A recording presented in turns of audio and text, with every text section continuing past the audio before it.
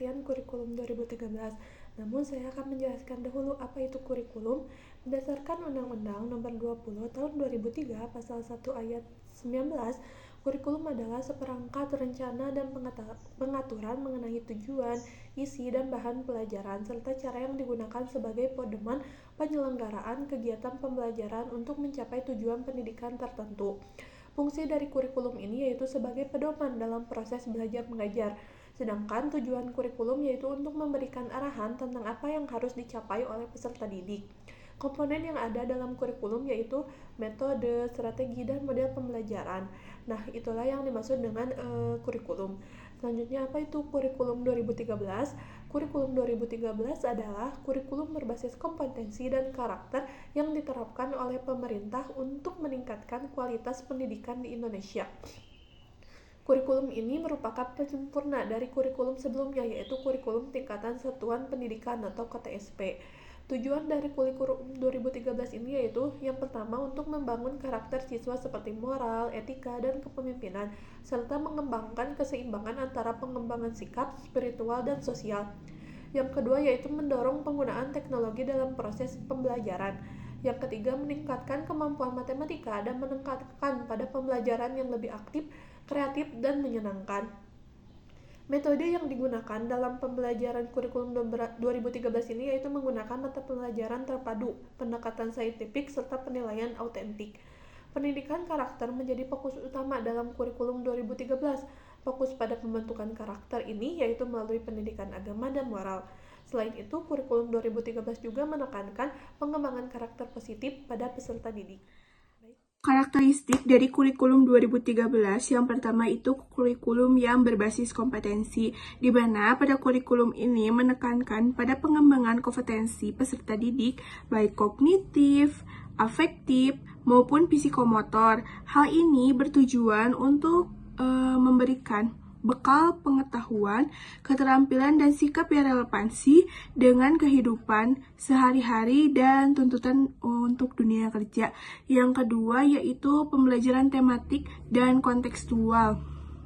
Materi pembelajaran disajikan secara terpadu. Selanjutnya kita akan membahas mengenai konsep kurikulum 2013 ini. Nah, kurikulum 2013 ini menggunakan konsep pembelajaran terpadu. Nah, apa sih pembelajaran terpadu itu? Pembelajaran terpadu sebagai konsep merupakan pendekatan pembelajaran yang mengaitkan dan memadukan materi ajar baik dalam satu pelajaran ataupun antar materi pelajaran untuk memberikan pembelajaran yang bermakna kepada peserta didik serta disesuaikan dengan kebutuhan dan tuntutan lingkungan sosial.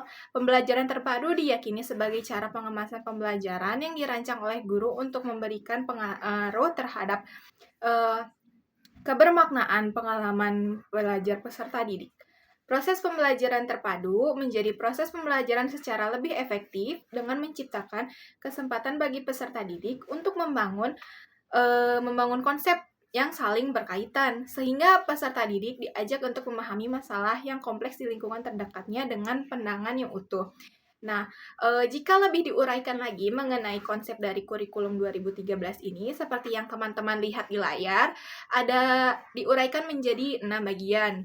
Nah, 6 bagian itu dilihat dari yang pertama, konsep kurikulum 2013 ini diuraikan lebih lanjut sebagai berikut. Ada yang pertama, pendidikan karakter. Fokus utama dalam kurikulum 2013 ini adalah pendidikan karakter yang bertujuan untuk membentuk akhlak yang baik dan budi pekerti yang mulia. Lalu yang kedua, pembelajaran berbasis kompetensi. Pada kurikulum 2013 menekankan pada pengembangan kemampuan karakter peserta didik untuk melakukan tugas-tugas dengan standar performansi yang tertentu.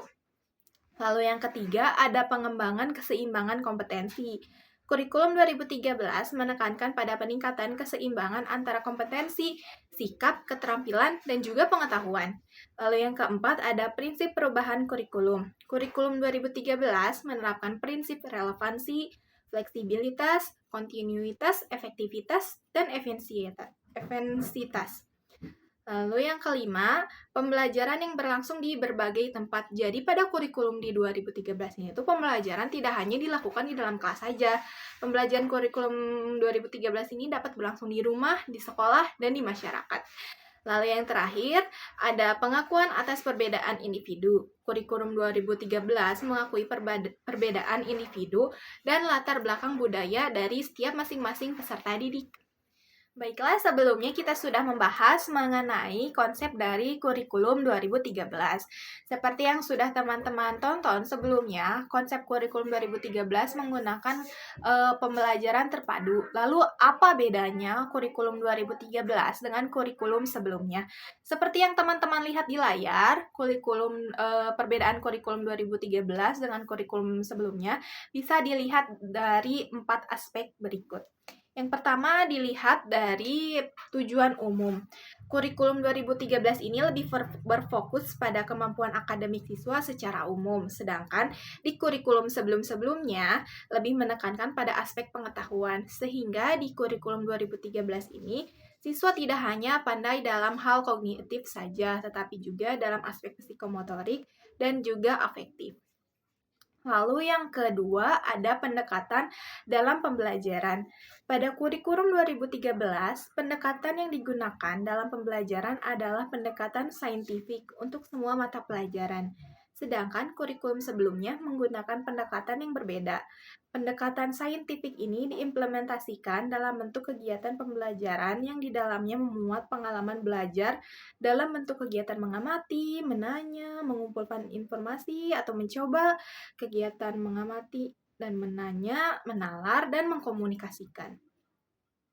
Nah, pendekatan saintifik ini dapat membantu siswa untuk mengembangkan keterampilan berpikir kritis, analitis, dan kemampuan untuk menciptakan ide-ide baru. Pendekatan ini juga membantu siswa mengembangkan keterampilan komunikasi, bekerja sama, dan melakukan penyelidikan. Lalu yang kedua ditinjau dari struktur kurikulumnya. Kurikulum 2013 memiliki struktur kurikulum yang lebih terstandar. Sedangkan kurikulum sebelumnya memiliki kegiatan pengembangan silabus yang kewenangannya berada di satuan pendidikan. Lalu yang keempat ada perangkat pembelajarannya. Pemerintah menyediakan buku teks dan buku non-teks untuk kurikulum 2013. Sedangkan kurikulum sebelumnya tidak memiliki perangkat ajar yang disediakan oleh pemerintah. Nah, sebelumnya kita sudah membahas mengenai apa itu kurikulum 2013, lalu bagaimana karakteristiknya, konsep dari kurikulum 2013 itu seperti apa, lalu perbedaan kurikulum 2013 dengan kurikulum sebelumnya. Sekarang kita akan mengetahui atau belajar kelebihan dan juga kekurangan dari kurikulum 2013. Nah, seperti yang teman-teman bisa lihat di layar, kurikulum 2013 ini memiliki kelebihan yang pertama, mendorong pengembangan keterampilan dan pemahaman holistik siswa, lalu ada memperkuat pendidikan karakter dan sikap positif siswa, menggabungkan pembelajaran teori dengan pembelajaran praktis.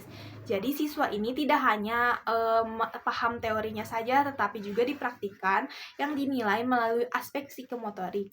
Jadi siswa tidak hanya pandai dalam aspek kognitifnya saja, tetapi siswa juga pandai dalam aspek psikomotoriknya dan juga afektifnya. Serta pembelajaran kurikulum 2013 ini kan tidak hanya berlangsung di kelas saja, tetapi juga bisa dilakukan di rumah dan juga di masyarakat. Lalu kita akan mengetahui kekurangan dari kurikulum 2013 ini. Kekurangannya itu seperti yang bisa teman-teman lihat di layar. Yang pertama, ada memerlukan peningkatan kapasitas guru dalam merancang dan melaksanakan pembelajaran berbasis keterampilan. Yang kedua, menimbulkan beban kerja tambahan bagi guru dalam menyusun bahan ajar dan mengembangkan penilaian autentik. Yang ketiga, memerlukan waktu yang cukup untuk adaptasi dan implementasi yang efektif. Nah, seperti yang sudah saya sebutkan tadi, bahwa kurikulum 13 ini tidak hanya berfokus pada aspek kognitifnya saja, tetapi juga pada aspek psikomotor dan juga afektif. Nah, kekurangan dari kurikulum 2013 ini memerlukan peningkatan kapasitas guru dalam merancang dan melaksanakan pembelajaran berbasis keterampilan. Jadi, guru itu tuh harus menyusun pembelajaran di mana 3 aspek yang tadi itu tuh harus ada di siswa, harus ada dalam kegiatan pembelajaran. menimbulkan beban kerja tambahan bagi guru dalam menyusun bahan ajar dan mengembangkan penilaian autentik, memerlukan waktu yang cukup untuk adaptasi dan implementasi yang efektif. Tema 2, subtema 1, mengenai bermain di lingkungan rumah. Yuk kita simak videonya bersama. Assalamualaikum warahmatullahi wabarakatuh. Waalaikumsalam. Bagaimana kabarnya hari ini? Alhamdulillah, luar biasa. Allahu Akbar. Sebelum kita mulai belajar hari ini, kita berdoa bersama dulu. Ayo Mas Iko dipimpin doanya. Kita berdoa. Doa mulai. Doa selesai. Oke, alhamdulillah. Sekarang coba ditengok kanan dan kirinya. Siapa hari ini temannya yang tidak masuk? Masuk semua ya? Alhamdulillah, berarti semuanya semangat belajar hari ini. Sekarang kita belajar apa? Ada yang masih ingat? Belajar tentang? Oke, kita.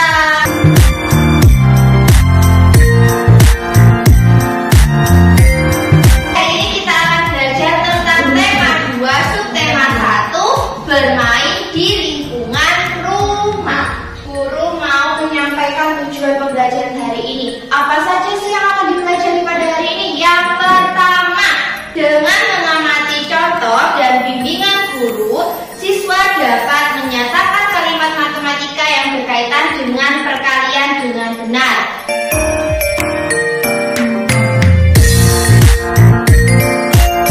Oke, sekarang tugas kalian adalah keluarkan bukunya. Ayo buka bukunya halaman 8. Ada gambarnya perahu seperti di papan. Nah, di papan ini perhatikan ada perahu Benny, perahu Tio, dan perahu Ayah. Sekarang coba dilihat. Ada berapa kotak di sini? 1, 2, 3. Oke, sekarang guru tanya, perahu Benny ada berapa? 2.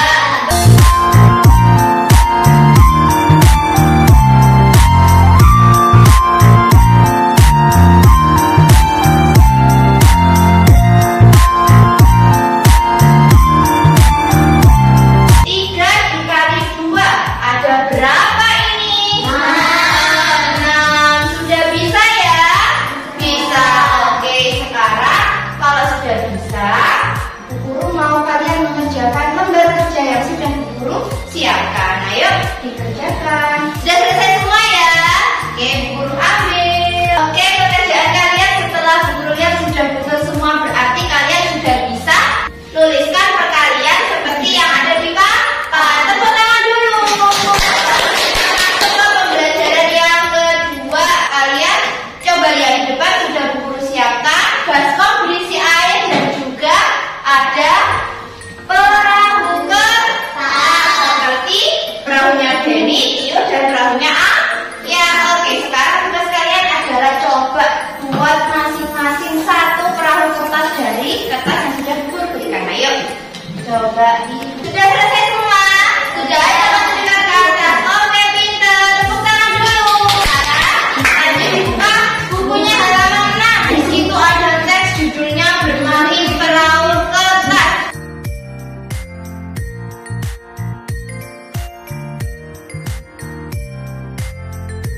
Tugas untuk kalian adalah tulis apa saja benda-benda yang digunakan dalam bermain perahu kertas. Yang kedua adalah bagaimana cara memainkan perahu kertas tersebut. Ayo dikerjakan di buku tulisnya masing-masing. Oke, semuanya sudah selesai ya. Dan sudah Bu Guru lihat ternyata betul semua pinter. Oke, kesimpulan pelajaran hari ini adalah perkalian antara dua bilangan itu bisa dituliskan dengan penjumlahan berulang seperti yang sudah kita pelajari tadi. Mungkin itu saja pelajaran hari ini. Sekarang sebelum kita pulang, kita berdoa dulu. Ayo Mas, dipimpin doanya. Doa mulai. Doa selesai. Oke, terima kasih. Wassalamualaikum warahmatullahi wabarakatuh. Waalaikumsalam. Sekian dari saya dan terima kasih sudah menonton.